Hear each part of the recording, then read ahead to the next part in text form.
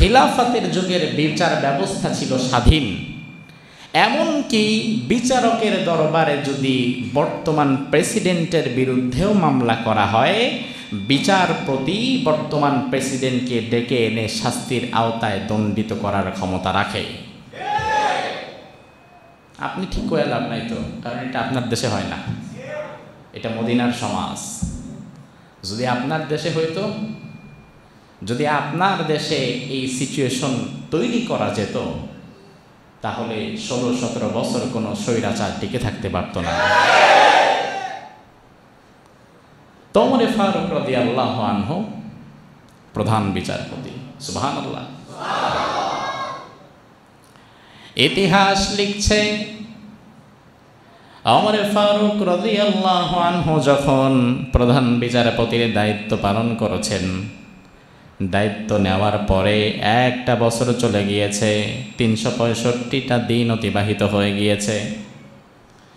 ফামাকাসা মান কামিলান ফালাম ইয়াখতাসিম ইলাইহি ইসনান। ওমর ফারুক প্রত্যেক দিন সকালবেলা বিচারালয়ে যায়, সন্ধ্যাবেলায় আবার বিচারালয় থেকে ঘরে ফিরে আসে, সারাটা দিন বিচারালয়ে সময় কাটায়।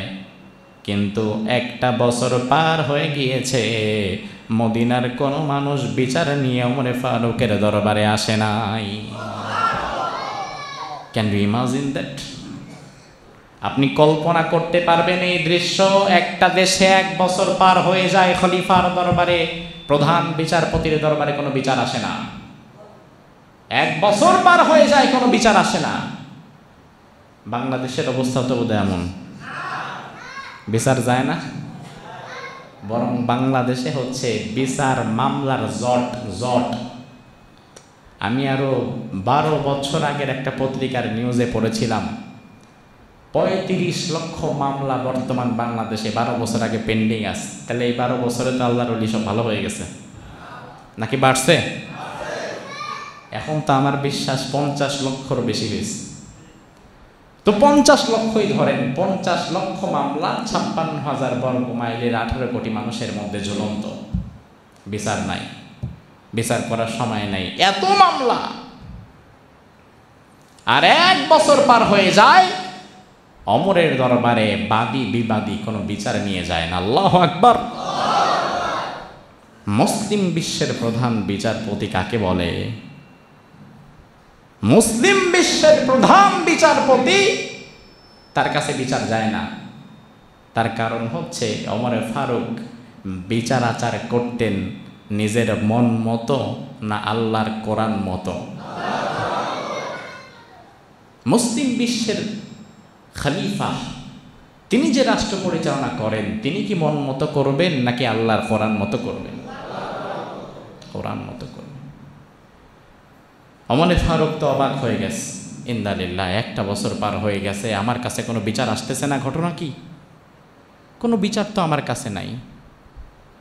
ওমর ফারুক রাদিয়াল্লাহু আনহু তিনি এবার ইস্তফানামা রেডি করলেন যে না, এই দায়িত্বে আমি থাকবো না,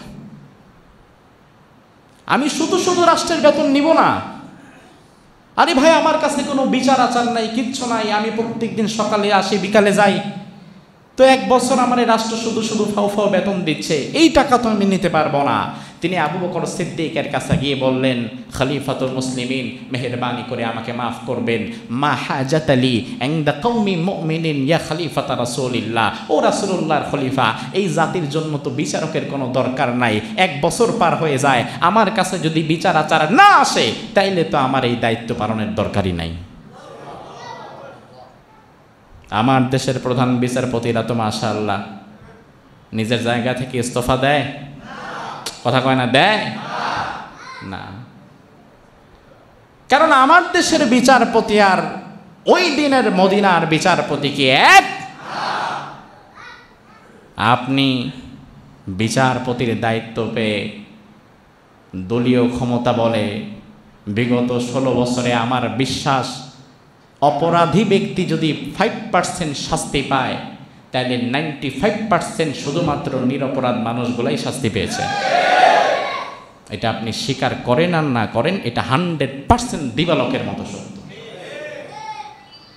হ্যাঁ 5% হয়তো অপরাধে শাস্তি পেতে পারে, বাকি 95% নিরপরাধ মানুষগুলোকে আপনি শাস্তি দিয়েছেন। আপনি কি মনে করেছেন আল্লাহর কাছে জবাব দিতে হবে না? জবাব কি শুধু আল্লাহর কাছে, নাকি দুনিয়াতেও লাথি ছোটে অন্ধকার চলে যায়? কি ক্ষমতা, কি অহংকার! গত মাসে হয়তো এক খুতবায় আমি প্রসঙ্গক্রমে বলেছিলাম, বাংলাদেশের ইতিহাসের সবচেয়ে জঘন্য বিচারপতি ছিল শামসুদ্দিন মালিক। অহংকারী, রাস্তায় পুলিশ সালাম দেয় নাই, ট্রাফিক সিগন্যালে পুলিশ তার গাড়ি দেখে নাই, পুলিশকে কান ধরে বস করাচ্ছে, আমি প্রধান বিচারপতি, আমার গাড়িতে সালাম দাস না বেটা বেয়াদব। আজ কোথায় তার অহংকার, কোথায় তার ক্ষমতা? তাকে দেখে শিক্ষা নাও। ইতিহাস থেকে আল্লাহ তাআলা আমাদেরকে শিক্ষা দিয়েছে, ভবিষ্যতে এই দায়িত্বে যারাই বসবা তারা মালিককে দেখে শিক্ষা নিবা, কারণ আল্লাহ তাআলা তোমার ক্ষমতার শেষ হওয়ার পরে তোমারেও আবার কলা পাতার মধ্যে শোয়া দিতে পারে। তুমি জালিম হইও না বন্ধু, প্রয়োজনে মজলুম হও, কিন্তু জালিম হইও না, কারণ মজলুমের সাথে আল্লাহ থাকে, জালিমের সাথে থাকে শয়তান। ওমর ফারুক রাদিয়াল্লাহু আনহু আবু বকর সিদ্দিক রাদিয়াল্লাহু আনহুর কাছে গিয়ে বললেন, ও খলিফাতুল মুসলিমিন, আমিরুল মুমিনিন, আমি মুসলিম বিশ্বের এই দায়িত্ব পালন করতে পারবো না। তার কারণ হচ্ছে ফামাকাতা আমান কামিলান, একটা বছর অতিক্রান্ত হয়ে গিয়েছে, ফালাম ইয়াখতাসিম ইলাইহি ইসনান, এমন দুই ব্যক্তি আসে নাই যারা বাদী বিবাদী কোনো মামলা নিয়ে, কোনো বিচারে নিয়ে আমার কাছে আসে নাই। তাইলে আমার কাছে যদি কেউ নাই আসে বিচার নিতে, তাইলে আমার তো এই দায়িত্ব পালন করার চাইতে নিজের অন্য দায়িত্ব পালন করা ভালো। আবু বকর সিদ্দিক রাদিয়াল্লাহু আনহু বললেন, আপনি ইস্তফানামা নিয়ে এসেছেন ঠিক আছে, তবে আমি আগে ইস্তফানামায় স্বাক্ষর করব না। তার কারণ হচ্ছে আপনাকে আগে খুঁজে বের করতে হবে কেন এক বছরের মধ্যে কোনো বিচার আচার আপনার কাছে আসে নাই, এই কারণটাকে খুঁজে বের করেন। আমিরুল মুমিনিন ওমর ফারুককে বললেন, ওমর, আগে আপনি খুঁজে বের করেন কেন আপনার কাছে বিচার আসে নাই। তারা কি আপনাকে ভয় পেয়ে আপনার কাছে আসছে না? আপনি ভয়ঙ্কর আগে মানুষ, এই জন্য কি আসছে না, নাকি অন্য কোনো কারণ? ওমর ফারুক রাদিয়াল্লাহু আনহু বললেন, না, আমি চিন্তা ভাবনা করে দেখেছি, 6টা কারণে বর্তমানের কোনো মানুষ কোনো বিচার আচারে নিয়ে আমার দরবারে আর আসছে না। এই 6টা গুণের কারণে মদিনার মানুষগুলোর মধ্যে আর কোনো ঝগড়া ফাসাদ বিপর্যয় কিছুই নাই। আমিরুল মুমিনিন খলিফাতুল মুসলিমিন আবু বকর রাদিয়াল্লাহু আনহু বললেন, কোন 6টা কারণ? যেই 6টা কারণের দ্বারা মানুষগুলো পরিবর্তন হয়ে গিয়েছে, কোনো বিচার আচার আসছে না, ওই 6টা কারণগুলো কি কি আপনি আমার একটা একটা করে জানিয়ে দেন। ওমর ফারুক রাদিয়াল্লাহু আনহু বললেন, 1 নাম্বার কারণ হচ্ছে দীনুহুমুন নাসিহা। ভালো করে বোঝেন, মোট কারণ কয়টা? আরো জোরে। ওমর বললেন, 1 নাম্বার কারণ দীনুহুমুন নাসিহা। বিশ্বনবী আমাদেরকে এমন এক জীবন ব্যবস্থা দিয়ে গিয়েছেন, এই জীবন ব্যবস্থা কেউ যদি সঠিকভাবে পালন করে তাহলে সে কোনো দিন অপর ভাইয়ের অকল্যাণের কারণ হতে পারে না, বরং ইসলাম যে প্র্যাকটিসিং মুসলিম যে হবে তার প্রথম দায়িত্ব হচ্ছে সে সবসময় অপরের কল্যাণকামিতাই আশা করবে। কথা কি ঠিক না ব্যাঠিক? আপনি মুসলমান, নামাজ পড়েন, হাজি গাজী নামাজি, কিন্তু আপনি সবসময় মনের ভেতরে অন্য কারো প্রতি বিদ্বেষ এবং হিংসা লালন করেন, অন্যের ক্ষতি সাধন করতেই আপনার চিন্তা ভাবনা কেটে যায়। বিশ্বাস করেন, রাসূল বলেছেন, ওই ব্যক্তি ইমানদার না যার হাত, যার কান, যার চোখ, যার জবান থেকে অপর মুসলিম ব্যক্তি যদি নিরাপদ না থাকে সে কোনোদিন ইমানদার হতে পারবে না। ওমর বললেন, দীনুহুমুন নাসিহা। আরে আমরা তো এমন ধর্ম পালন করি যেই ধর্ম শিখিয়েছে একে অপরের কল্যাণকামী হতে হবে, এই জন্য বর্তমানে মদিনার সকল মানুষ একে অপরের কল্যাণকামী হয়ে গেছে। সুবহানাল্লাহ বলবেন না? কেমন কল্যাণকামী? ইয়ারমুকের যুদ্ধ, হিরাক্লিয়াস 2 লক্ষ রোমান সৈন্য নিয়ে এসেছেন, অপরদিকে মুসলিমের সংখ্যা হচ্ছে 40,000। খ্রিস্টানদের সংখ্যা কত? 2 লাখ। কত? 2 লাখ। আর মুসলমানদের 40,000। ইয়ারমুকের যুদ্ধের দিন 40,000 2 লক্ষ সৈন্যের বিপরীতে দাঁড়িয়েছে। হুযায়ফা রাদিয়াল্লাহু আনহু তিনি যুদ্ধের শেষ পর্যায়ে আহত এবং নিহতদের সারিটা দেখতে লাগলেন, কয়জন আহত হয়েছে আর কয়জন নিহত হয়েছে। হুযায়ফা রাদিয়াল্লাহু আনহুর গলার উপরে একটা পানির মশক ছিল, পানি নেওয়ার একটা পাত্র, ভেতরে পানি। হুযায়ফা নিজের চাচাতো ভাইকে খুঁজতে লাগলেন। আজকের যুদ্ধে আমার চাচাতো ভাইও শামিল হয়েছে, আমি আমার চাচাতো ভাইটাকে একটু খুঁজে বের করি, কোথায় আছে আমার চাচাতো ভাই। হুযায়ফা রাদিয়াল্লাহু আনহু নিজের ভাইকে খুঁজতে লাগলেন। খুঁজতে খুঁজতে এক প্রান্তে দেখলেন তার চাচাতো ভাই আহত অবস্থায়, মুমূর্ষ অবস্থায় পড়ে আছে, প্রচণ্ড রক্তক্ষরণ হচ্ছে। ভাইটা হুযায়ফা যখন তার ভাইকে দেখলেন, চাচাতো ভাই হুযায়ফাকে ডাক দিয়ে বললেন, ভাই আমার মনে হয় আমি আর বেশিক্ষণ বাঁচতে পারবো না, প্রচণ্ড মৃত্যু যন্ত্রণা আমার শুরু হয়েছে।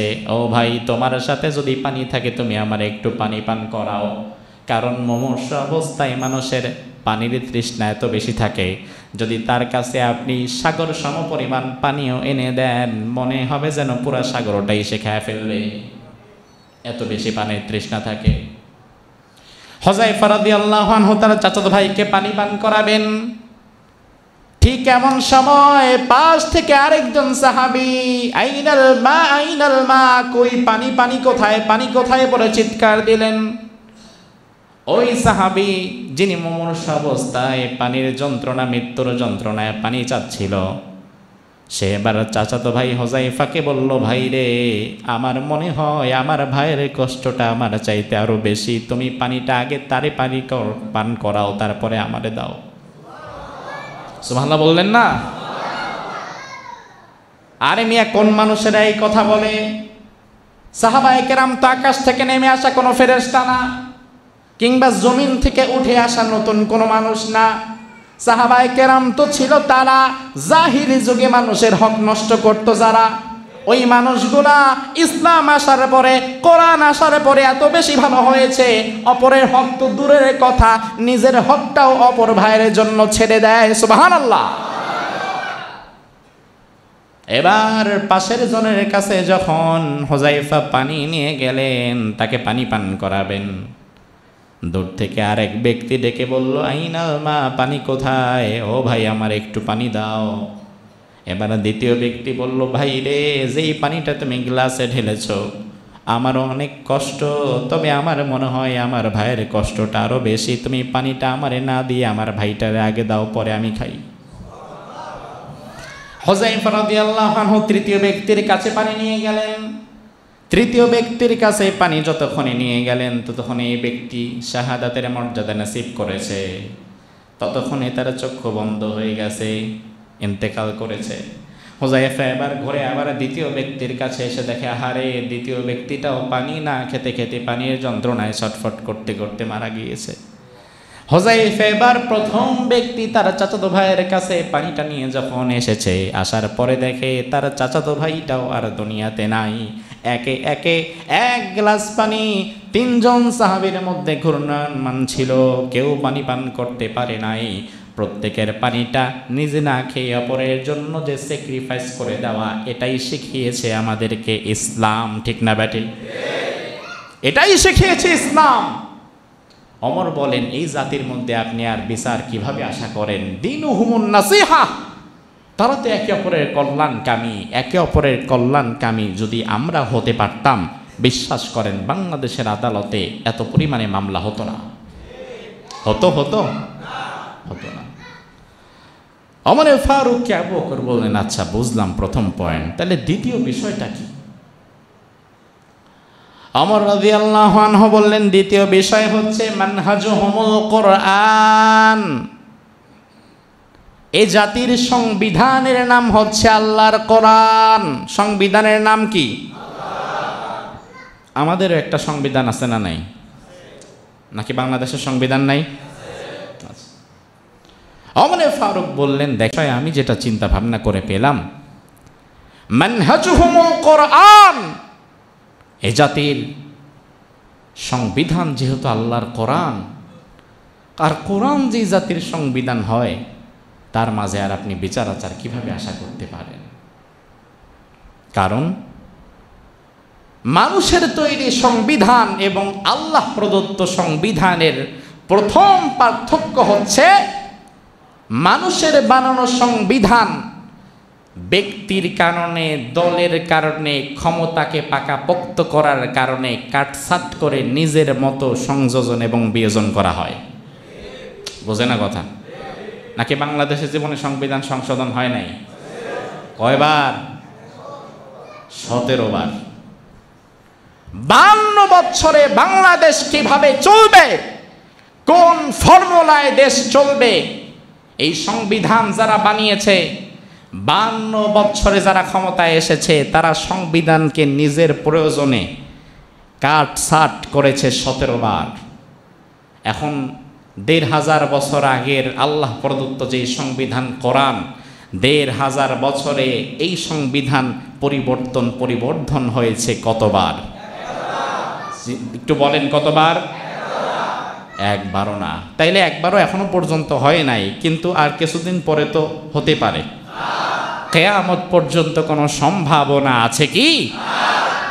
মানুষের তৈরি সংবিধানের সাথে এটাই পার্থক্য। আল্লাহ তাআলা প্রদত্ত সংবিধান কিয়ামত পর্যন্ত যেভাবে আছে সেভাবেই থাকবে। আর মানুষের বানানো সংবিধান যারা যখন ক্ষমতায় বসবে, তারা নিজের প্রয়োজনে নিজের ক্ষমতাকে ধরে রাখা, পাকাপোক্ত করার জন্যে, মানুষের হক নষ্ট করার জন্যে নিজের মতো সংবিধান লিখবে। আর এই জন্য মানুষের বানানো সংবিধানের দ্বারা কোনোদিন সমাজে পরিপূর্ণ শান্তি প্রতিষ্ঠা হবে না। কারণ এটা তো সে সংশোধন করবে, নিজের মতো বানাবে। কিন্তু ওমর বললেন, দেখেন, মানহাজুহুমুল কোরআন, কোরআন যে জাতির সংবিধান, সেই জাতির মাঝে আর বিচার আচার আপনি পাবেন কি? 3 নাম্বার ওমর ফারুক বললেন, ওয়া আমালুহুম আল আমরু বিল মারুফ ওয়ান নাহয়ু আনিল মুনকার। 3 নম্বরে এই জাতির কাজ হচ্ছে সৎ কাজের আদেশ দেওয়া এবং অন্যায় কাজ থেকে বাধা দেওয়া। এখন আমরা যদি আসলে বস্তুত পক্ষে এই কাজটা নিজের বলে নিয়ে নেই এবং আমরা যদি সৎ কাজের আদেশ দেই এবং অন্যায় কাজ থেকে মানুষদেরকে বাধা দিতে পারি, তাহলে অপরাধ কি বাড়বে না কমবে? অপরাধ কি বাড়বে না কমবে? এই সমাজে যত দিন যাচ্ছে অপরাধ কি কমছে না বাড়ছে? তার কারণ হচ্ছে আমাদের মতো ভালো মানুষেরা।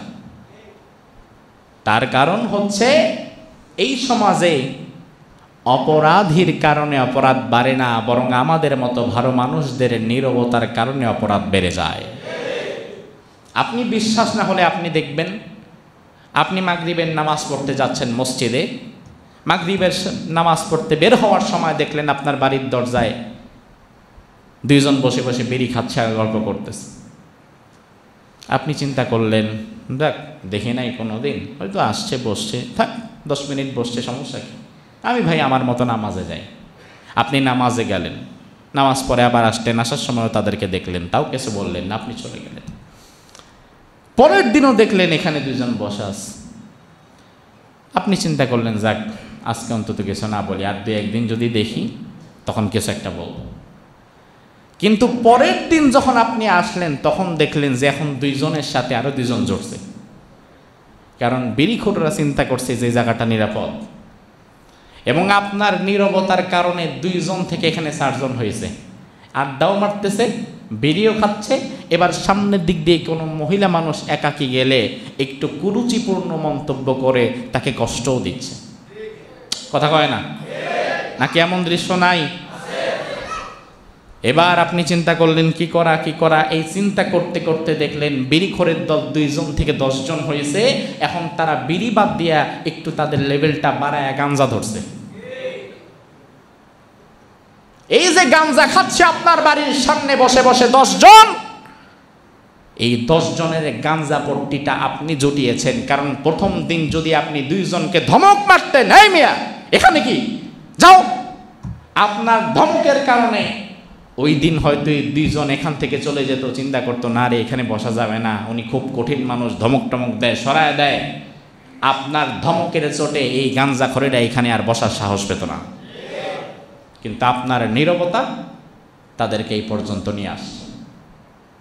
আমরা সবাই গালি দেই, ফ্যাসিস্ট চাই না, স্বৈরাচার চাই না, অমুক করি না, তমুক করি না। আরে ভাই, ফ্যাসিস্ট আর স্বৈরাচারটা একদিনে হয় না, ধীরে ধীরে এই জাতির নীরবতাই একজনকে স্বৈরাচার বানিয়ে দিয়েছিল। এখনো পর্যন্ত যদি আপনি অন্যায় কাজে বাধা না দেন, তাহলে ভবিষ্যতে যারা আসবে তারাও স্বৈরাচার হয়ে বসতে পারে। অন্যায় হবে যেখানে, আপনার প্রতিরোধ হবে সেখানে। আপনি বলবেন হুজুর আমি অন্যায় বাধা দিতে গেলে আমারে গালি গালাজ করে, আমারে বকা দেয়, আমারে মারতে আসে। আরে ও মিয়া, তোমার রাসূল মুহাম্মদুর রাসূলুল্লাহ দুনিয়ার সর্বশ্রেষ্ঠ মানুষ, অন্যায় বাধা দেওয়ার কারণে জেল খেটেছে, অন্যায় বাধা দেওয়ার কারণে দামদাম মুবারক শহীদ হয়েছে, অন্যায় বাধা দেওয়ার কারণে দেশ ছেড়েছে, পরিবার ছেড়েছে, সমাজ ছেড়েছে। ওই নবীর উম্মত হিসাবে অন্যায় বাধা দেওয়ার কারণে যদি জীবন দিতে হয়, জীবন দেওয়ার জন্য প্রস্তুত থাকা লাগবে। এটা ইসলাম। আমার রাসূল এখানে কম্প্রোমাইজ করে নাই, আমি কম্প্রোমাইজ করব না। ওমর ফারুক বললেন এ জাতির কাজ হচ্ছে সৎ কাজের আদেশ দেওয়া, অন্যায় কাজে বাধা দেওয়া। এই কাজ যদি আমরাও করতে পারি তাহলে কি সমাজে শান্তি থাকবে না অশান্তি থাকবে? শান্তি। এরপরে ওমর ফারুক 4 নম্বরে বললেন, আচ্ছা ওমর ফারুক কয়টা পয়েন্ট বলবেন? কয়টা? 4 নাম্বার হচ্ছে ওমর ফারুক বললেন দেখেন, এই জাতির প্রত্যেকটা মানুষ তার সীমা রেখাকে ভালো করে বোঝে। কুল্লু ওয়াহিদিম মিনহুম ইয়ারিফু হাদ্দাহু ফায়াকিফু ইনদাহ।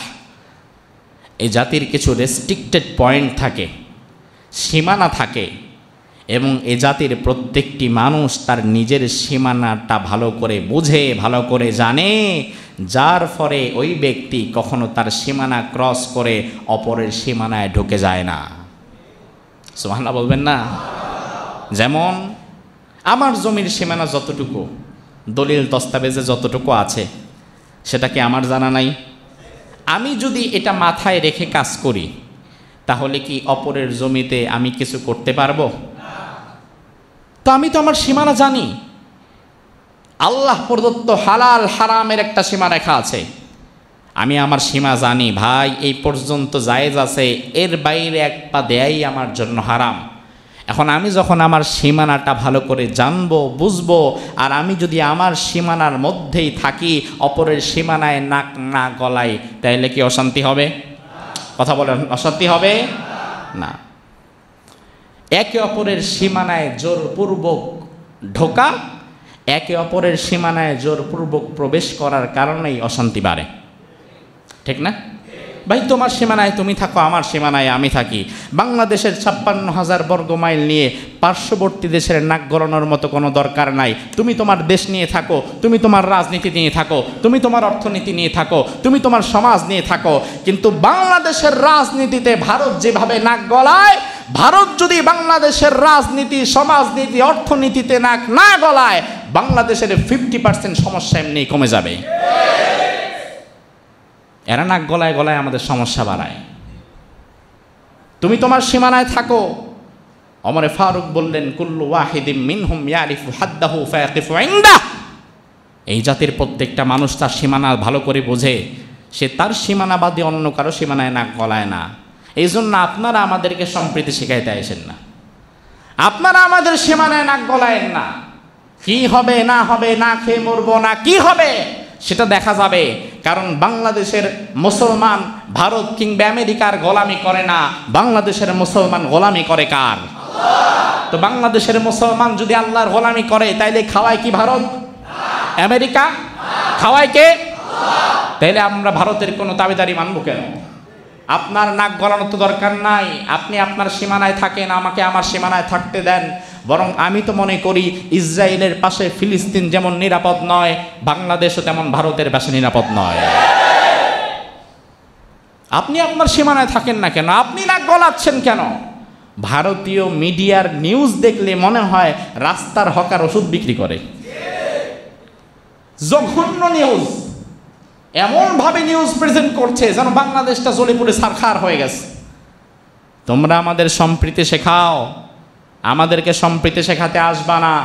কারণ তোমরা 43 বছর পরে রাতের আধারে বিনা নোটিশে ডম্বুর বাঁধ খুলে দিয়ে ফেনী, নোয়াখালী, কুমিল্লা, চট্টগ্রামের 24 লক্ষ মানুষকে বন্যায় ভাসিয়ে দিয়েছ। তোমাদের মুখে কোনোদিন মানবতা মানায় না। একই সময়ে আবার ফারাক্কার 109টা গেট খুলে দিয়ে উত্তরবঙ্গকেও তোমরা ভাসিয়ে দিতে চাচ্ছ। কিন্তু আলহামদুলিল্লাহ মুসলমানদের যেই একতা আমরা দেখেছি, স্বৈরাচারের পতনের পরে আমার তো মনে হয়েছে 18 কোটি মানুষ, হিন্দু, বৌদ্ধ, খ্রিস্টান সবগুলো এক হয়ে গেছে। একের বিপদে অপরে এগিয়ে আসছে। তো এই কথাগুলো যখন বলি অনেকেই বলে, হুজুর আপনি এইভাবে বললেন না, কারণ ভারতও কিন্তু আমাদেরকে অনেক কিছু দেয়, ওইটা ছাড়া কিন্তু আপনার অর্থনীতি টিকবে না, ওইটা ছাড়া কিন্তু দেখবেন আপনার রান্না হবে না। ভারত কি দেয়? পেঁয়াজ দেয়। ভারত কি দেয়? মাঝে মাঝে একটু চাল দেয়। তো এটা কি দান করে না কিনে নিতে হয়? এমনভাবে বলতেছে যেন আমি খয়রাতি আর তুমি আমার দান করতেছো। আরে মিয়া, আমি না কিনলে তো তোমার পেঁয়াজ নষ্ট হবে, ঠিক কি না?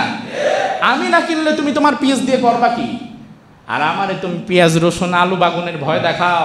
যেই মুসলমান বছরে একটা মাস আল্লাহ তাআলা যাদের জন্য রোজা রাখা ফরজ করে দিয়েছে, ওই মুসলমান কখনো তোমাদের আলু পেঁয়াজের ভয় করে না। ভারত, বাংলাদেশ, হ্যাঁ ভারত আমাদের বন্ধু, এটা আমি অস্বীকার করি না, তারা আমাদের প্রতিবেশী। কিন্তু প্রতিবেশী যেন প্রতিবেশীর মতো থাকে।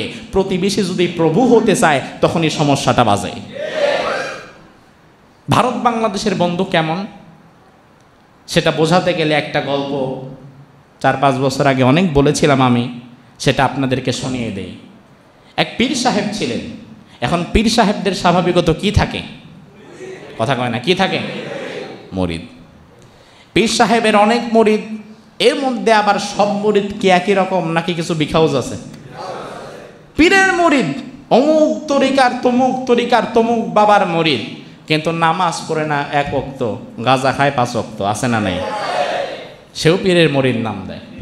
তো পীর সাহেবের ভালো অনেক মুরিদ ছিল, এর মধ্যে একটা ছিল খারাপ। সে বিভিন্ন জায়গায় গিয়ে আকাম কুকাম করে পীর সাহেবের নামে এসে বলতো। কেউ ধরা যখন পড়তো, এই ভাই আপনি এটা কেন করলেন? বলে আমি অমুক পীরের মুরিদ, হুজুর কেবলা আমার এটা বলতে করছে। সে ছেড়ে আসতো, ওখান থেকে পার পেয়ে যেত।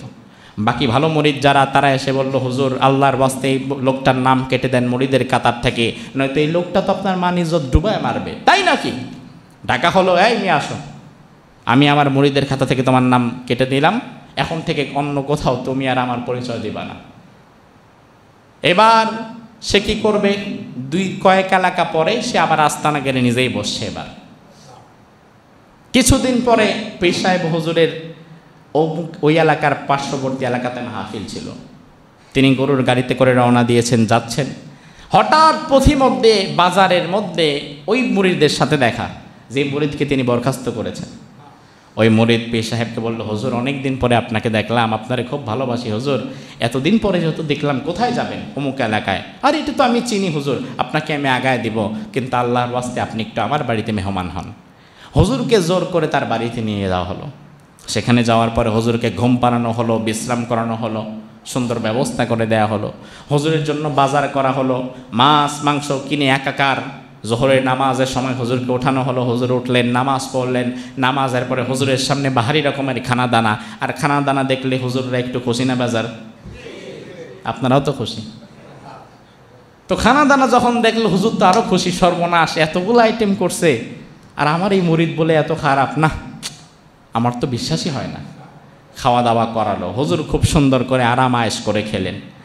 এরপরে হুজুরকে বললেন, হুজুর আসেন আপনাকে একটু এগিয়ে দেই। হুজুরের ব্যাগ পোটলা নিয়ে মুরিদ কাঁধে হুজুরকে এগিয়ে দিতে আসলো, গরুর গাড়িতে উঠিয়ে দিল। উঠিয়ে দেওয়ার সময় হুজুরের হাতে একটা খাম ধরায় দিল, যেখানে কিছু হাদিয়া তোফা আছে। এখন তারও খুশি, আল্লাহ দিলে খামও পাইলাম, খাবারও পাইলাম। এবার হুজুর গরুর গাড়িতে উঠে খাম খুলে দেখে মোটামুটি আল্লাহ দিলে অ্যামাউন্ট খারাপ না, 1010 টাকা আছে। হুজুর চিন্তা করতেছে এত ভালো মুরিদ, আর মানুষজন তার নামে আমারে কি না কি বুঝাইলো। না, আমি এবার খানকায় ফিরে তাকে আবার ডাকবো, ডেকে আবারও তার মুরিদের পথ তাকে স্বপদে বহাল ডাকবো। হুজুর চিন্তা করলো ঠিক আছে, টাকা পয়সা বাহিরে রাখা ঠিক না, ব্যাগের ভেতরে ভরে ফেলি। হুজুর এবার 10,000 টাকা গুনে ব্যাগে ভরবে। হুজুরের চিন্তা আছে বাসার থেকে 40,000 নিয়ে আসছিলাম, আর 10,000 আছে, 50,000 টাকা ব্যাগে রেখে দিই। হুজুর চেন খুলে 10,000 টাকা রাখতে গিয়ে দেখে সর্বনাশ, 40-এর তো খবর নাই। 40 গেল কই? আসলে ওই যে মুরিদ হুজুরে সুন্দর মিষ্টি মিষ্টি কথা বলে বাড়িতে নিছে, খাওয়া দাওয়া করাইছে। হুজুরকে মেহমানদারি করানোর জন্য মাছ মাংস কিনে একাকার করে ওখানে 5,000 টাকার বাজার করছে, আর আসার সময় হুজুরে 10,000 টাকা হাদিয়া দিছে।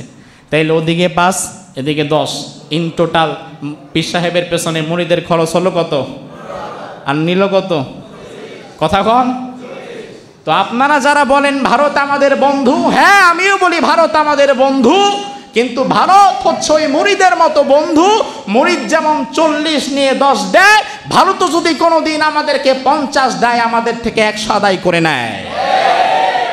এই সহজ সমীকরণ যদি না বুঝেন, তাইলে আপনাকে নতুন করে বোঝাবার মতো কোনো দরকারই আর আমাদের নাই। এই সহজ সমীকরণটা যদি না বুঝেন, এই জন্য আল্লাহ তাআলা কোরআনুল কারীমে বলছেন লাতাজিদান্না শাদ্দান নাস আদাওয়াতাল লিল্লাযিনা আমানুল ইয়াহুদা ওয়াল্লাযিনা আশরাকু। এই পৃথিবীতে ইহুদি এবং যারা মুশরিক তারা হচ্ছে মুসলমানদের সবচেয়ে চূড়ান্ত দুশমন, এবং সারা পৃথিবীতে আপনি দেখবেন মুসলমানদের সবচেয়ে বেশি ক্ষতি করে এই 2 শ্রেণীর মানুষ, ঠিক না? এই 2 শ্রেণীর ষড়যন্ত্র থেকে আল্লাহ তাআলা আমাদেরকে হেফাজত করুক, বলি আমিন। ওমর ফারুক রাদিয়াল্লাহু আনহু বললেন 5 নম্বরে এই জাতির আরেকটা গুণ হচ্ছে ওয়াইদা মারিদা ওয়াইদা মারাদা আদুহু। এই জাতির কোনো মানুষ যদি অসুস্থ হয়ে যায়, তাহলে একজন অসুস্থ হলে বাকি সমাজের সবাই তার সেবা শুশ্রূষায় লেগে যায়, যার ফলে কারো মাঝে কোনো হিংসা বিদ্বেষ, কোনো রকম হানাহানি মারামারি হয় না।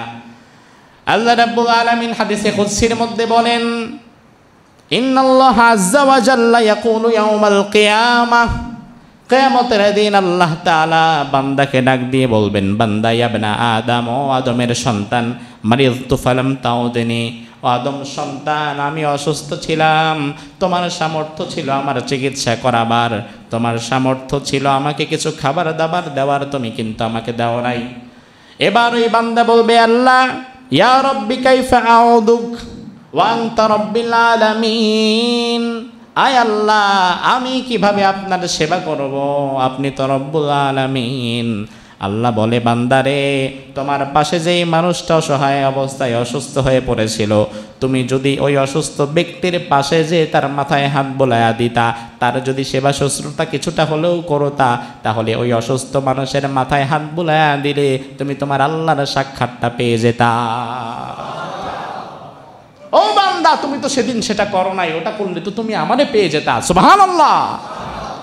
এজন্য আল্লাহর হাবিব বলেন, ইরহামু মান ফিল আরদি ইয়ারহামুকুম মান ফিস সামা। ও দুনিয়ার মানুষ, তোমরা যারা জমিনের অধিবাসী, জমিনে যারা থাকে, তোমরা একে অপরের প্রতি সদয় হও, জমিনওয়ালাদের উপরে তোমরা ইহসান করো, রহম করো, তাইলে আসমানওয়ালা তোমাদের উপরে রহম করবেন। সুবহানাল্লাহ। এরপরে ওমর ফারুক রাদিয়াল্লাহু আনহু 6 নম্বরে বললেন, ওয়াইদাফতাকারা আনুহু। এই জাতির 6 নম্বর কাজ হচ্ছে, এই জাতির মাঝে কোনো মানুষ যদি হঠাৎ সব কিছু হারিয়ে নিঃস্ব হয়ে যায়, সব কিছু হারিয়ে অসহায় হয়ে যায়, সহায় সম্বলহীন হয়ে যায়, তখন ওই নিঃস্ব অসহায় মানবতার কল্যাণে এই জাতির বাকি সবগুলো মানুষ সেখানে দাঁড়িয়ে যায়। সুবহানাল্লাহ। এখন এই গুণগুলো যদি আসলে মানুষের মধ্যে থেকে যায়, তাহলে বিশ্বাস করেন আদালত পর্যন্ত কোনো বিচার আচার কি আর যাবে? যাবে? সমাজ হয়ে যাবে শান্তির সমাজ, এমন একটা সমাজ আল্লাহ তাআলা আমাদেরকে দেখার তৌফিক দান করুক, আমরা বলি আমিন। প্রিয় ভাই সব, আপনারা জানেন বিগত প্রায় 2টি সপ্তাহ 14-15টা দিন ভয়াবহ বন্যার মধ্যে ভেসে গিয়েছে বাংলাদেশের বিরাট একটি অংশ। স্বাভাবিকত আসলে যেই অঞ্চলগুলো স্বাভাবিকত বন্যা হয় ওই অঞ্চলের মানুষের কষ্ট, আর যেই অঞ্চলে কোনো দিন বন্যা হয় না ওই অঞ্চলে যদি কখনো হয় তাদের কষ্ট এক হয় না। কথা কি ঠিক কিনা? একটা অঞ্চলে প্রত্যেক বছর পানি উঠে বন্যা হয়, চরাঞ্চল কখনো ডুবে যায় কখনো ভেসে যায়, তাদের একটা প্রস্তুতি থাকে, তারা বাসাবাড়িগুলো ওইভাবে করে, তাদের মানসিক একটা প্রস্তুতি থাকে। কিন্তু এই বছর যেটা হয়েছে, হঠাৎ করে রাতের আধারে বাঁধ যখন খুলে দেওয়া হয়েছে, হুর হুর করে পানি ঢুকে ঘুমন্ত মানুষ দরজা খুলে ঘর থেকে বের হওয়ারও সুযোগ পায় নাই। এটা হচ্ছে ইতিহাসের ভয়ঙ্করতম এক নৃশংসতা এবং বর্বরতা। তবে আলহামদুলিল্লাহ সবচাইতে ভালো লাগার একটা বিষয় আমি এখানে লক্ষ্য করেছি।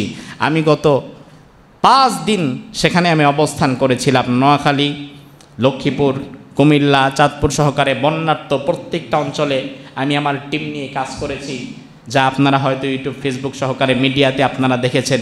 মিডিয়াতে কিছু কাজ এই জন্য আমাদের দেখাতে হয়। অনেকে বলবে হুজুর তাহলে কি আপনার এখলাস নাই, তাকওয়া নাই?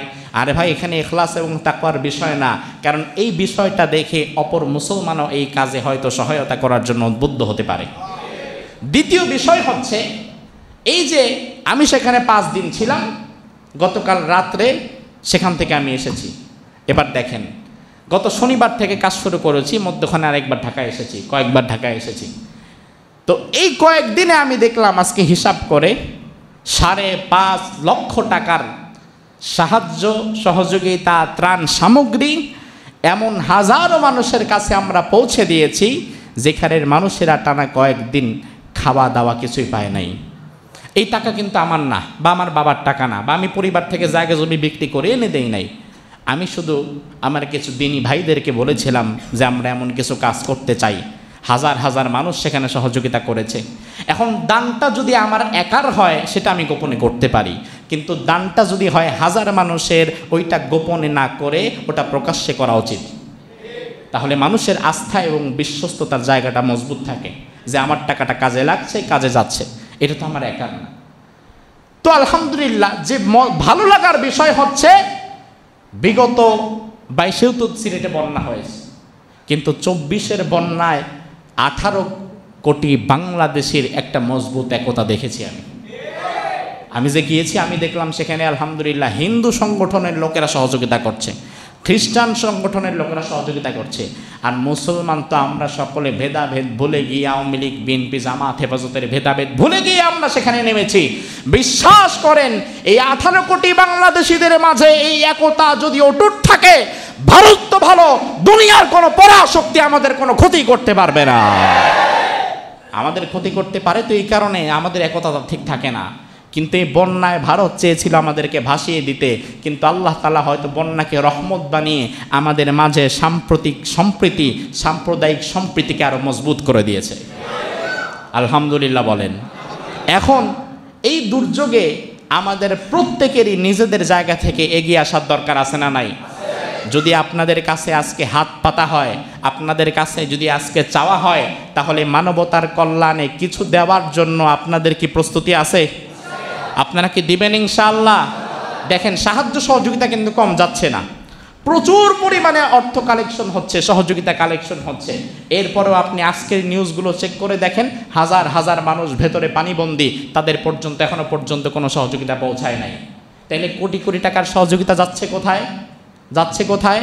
আমরা যারা সশরীর সেখানে কাজ করেছি, বা আপনাদের অভিজ্ঞতা থাকলে আপনি দেখবেন, গত মঙ্গলবারে আমি দেখলাম আমার গাড়ির সামনে আরেকটা বড় আরেকটা পিকআপ, ছোট পিকআপ, যেগুলো ছোট একটা পিকআপ, সেখানে গ্যাস নিতে নামছে, আমরাও নামছি। তো সেখানে আমি দেখলাম 10 জন ছেলে ভলেন্টিয়ার, আবার সাথে 2 জন মেয়ে, 12 জন, তারা পিকআপের ছাদে উঠে যাচ্ছে। আমি বললাম, ভাই কোথা থেকে এসেছেন? বললো রাজেন্দ্রপুর। আমি বললাম, আপনারা কোথায় যাবেন? বলে বন্যার্ত এলাকায়। আচ্ছা, কী নিয়ে যাচ্ছেন? বলে মুড়ি নিয়ে যাচ্ছি। তো আমি দেখলাম যে এমনিতেই ছোট পিকআপ, এবং 12 জন মানুষ দাঁড়াইলে ছোট একটা পিকআপে জায়গা থাকে কতটুকু? আমি দেখলাম যে আসলে দেখতে চেষ্টা করলাম নিচ্ছেটা কি, তাকিয়ে দেখলাম আসলে নিচ্ছে মূলত 6 বস্তা মুড়ি। আমি একজনকে ডেকে বললাম, ভাই আপনাদের কালেকশন হয়েছে কত? কয় 30,000। পিকআপ ভাড়া কত? বলে 18,000। আমি চিন্তা করলাম সর্বনাশ, 30,000 টাকা কালেকশন করে 18,000 টাকা পিক আপ ভাড়া, 8-12 জন মানুষ ছেলে মেয়ে মিলে গিয়ে সেখানে যাওয়ার পরে হয়তো সামনে যারে পায় তারে দিয়ে দুই একটা ছবি তুলে তারা আবার চলে আসে আনন্দ করতে করতে। এটা আসলে বন্যার্তদের সহযোগিতার নামে তামাশা করা ছাড়া আর কিচ্ছু না। আপনি যদি প্রকৃতপক্ষে দান করতে চান তাহলে নৌকা দিয়ে মাইলকে মাইল ভেতরে চলে যান, যেখান পর্যন্ত সহযোগিতা পৌঁছায় নাই, যেখানকার মানুষগুলো অভাগা না খাওয়া। দেখা যাচ্ছে সামনে যারা ত্রাণের জন্য দাঁড়ায় এক একজন আছে, অথচ যারা ভেতরে পানিবন্দি আটকা আছে তাদের পর্যন্ত আপনি যাচ্ছেন না। যদি ওই মানুষগুলোর কাছে সহযোগিতা পৌঁছাতে না পারেন তাহলে অন্তত পক্ষে মানুষের কাছ থেকে অর্থ সংগ্রহ করার এই আমানতদারিতা এটা আপনি নিয়েন না, কারণ এই দায়িত্ব আপনি পালন করতে পারছেন না। এটা একটা আমানত, আর আমানত পূরণ হবে তখন এর যথাযোগ্য হকদারের কাছে এটা পৌঁছাতে পারবেন যখন। যদি সেটা পৌঁছাতে না পারেন বন্ধ করে দেন। আমি তো বলি ভাই, যদি আপনার কালেকশন কম হয় আপনি বড় বড় কালেকশন যাদের হয়েছে 5-7-10 লাখ তাদের সাথে এটাকে সমন্বয় করে দিয়ে দেন, আসুন্নাহ ফাউন্ডেশনে দিয়ে দেন, অন্য কারো কাছে দিয়ে দেন। আপনি 30,000 টাকা কালেকশন করে 20,000 টাকা গাড়ি ভাড়া দিয়ে 12 জন মানুষ নাচতে নাচতে যায়েন না, বরঞ্চ এটা করলে আপনার এই ত্রাণের পুরো টাকাটা তসরুপের গুণাগার হয়ে যাবে, ঠিক কি না? তো এখন যদি আমরা সাভার বাস স্ট্যান্ড কেন্দ্রীয় মসজিদ একটা উল্লেখযোগ্য মসজিদ, এই মসজিদে যদি আমরা মানবিক বিপর্যয় এবং রাষ্ট্রীয় এই জায়গাগুলোতে কাজের জন্য যদি কখনো আপনাদেরকে আহ্বান করা হয়, আপনারা কি আগাতে প্রস্তুত আছেন? আপনারা কি দিবেন ইনশাআল্লাহ? আপনাদেরকে বলি, আমাদের পরবর্তী প্রজেক্ট হচ্ছে, গতকাল আমাদের 1000 মানুষের খাবারের আয়োজন ছিল এবং যাদেরকে আমরা নিজে নৌকা দিয়ে গলা সমান পরিমাণ পানি পার হয়ে তাদের ঘরে ঘরে গিয়ে খাবার পৌঁছে দিয়েছি। এবং আগামীতে আমাদের আরও 2টা প্রজেক্ট আছে। 2টা হচ্ছে খাদ্যদ্রব্যের প্রজেক্ট, ওষুধপত্র, কারণ এই সময়টাতে অনেক মানুষ অসুস্থ হয়ে যাচ্ছে, ডায়রিয়া, আমাশা, পাতলা পায়খানা, বাচ্চাদের প্রচণ্ড অসুস্থতা।